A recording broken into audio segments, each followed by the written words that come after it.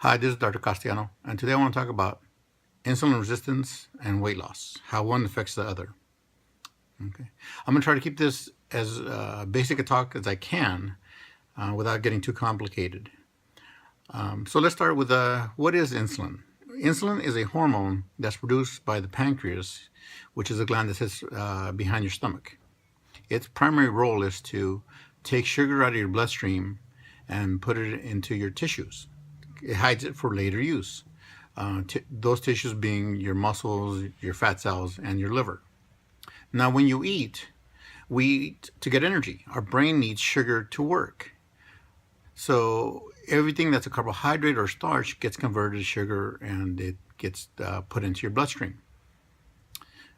The problem with this is that if you have too much sugar in your bloodstream, that can be toxic. It can gunk up your vascular system and leads to diabetes.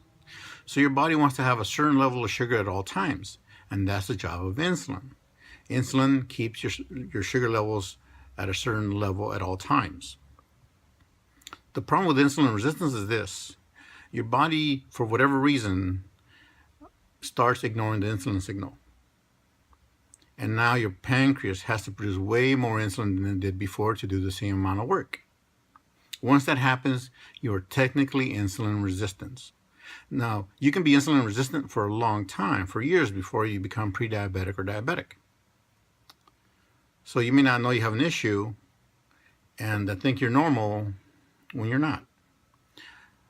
Now, that's important because if you're trying to lose weight and you have insulin resistance, that puts you in a different category than someone who is not insulin resistant. And I'll explain why. Someone who is insulin resistant will produce 30% more insulin than someone who is not insulin resistant.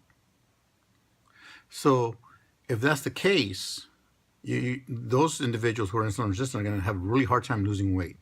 The reason being is that insulin, one of the other jobs of insulin is to store fat. It keeps it from escaping your cells. So let's say you have person A and person B. Person A is insulin sensitive, person B is insulin resistant, and they both have a carbohydrate-rich meal. Well, person B is going to produce 30% more insulin than person A, everything else being equal. That extra 30% more insulin will cause your fat cells to keep hold of their fat and prevent it from releasing it. So if you're trying to lose weight, you don't want that insulin signal floating around preventing weight loss.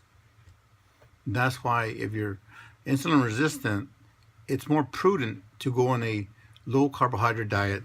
I'm not saying you can't lose weight on a low fat diet. It just takes a little longer and you lose a little bit less. So ideally you want to go on a low carb diet. I recommend a high protein, low carb diet for my patients who are trying to lose weight. Let me tell you why. Now, like I said before, if you eat a carbohydrate-rich meal and you're insulin resistant, you produce a lot of insulin. And the job of insulin is to store your sugar, to take the sugar from the bloodstream into your body tissues. And predominantly wants to do that into your muscle cells. It'll store the sugar as glycogen. Now, depending on who you read, you can store between 300 and 400 grams of carbohydrates or 300 grams of sugar as glycogen. Now, let's say you have a sedentary job and that you don't work out much, right? Well, you may move your muscles some, but you're not moving them enough to really access or deplete those glycogen stores. And so you're not going to have much room for additional storage. So think about it this way. There's not much room at the inn.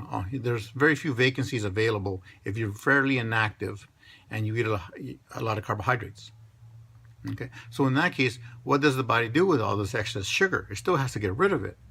Well, what it does is this. It takes the sugar and converts it to fatty acids and stores it as fat in your fat cells. Your fat cells never become insulin resistant. They are open for business day in, day out, 365 days a year.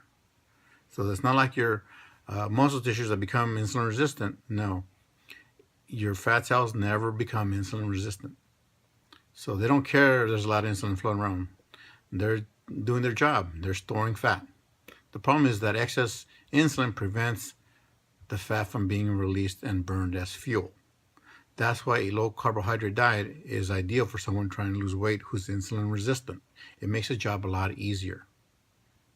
So as far as the limitations, what should you limit your carbohydrates to? Well, I recommend about 20% if you're on a diet. 20% of your diet should be carbohydrates. That roughly leaves you between 100 and 150 grams of carbohydrates.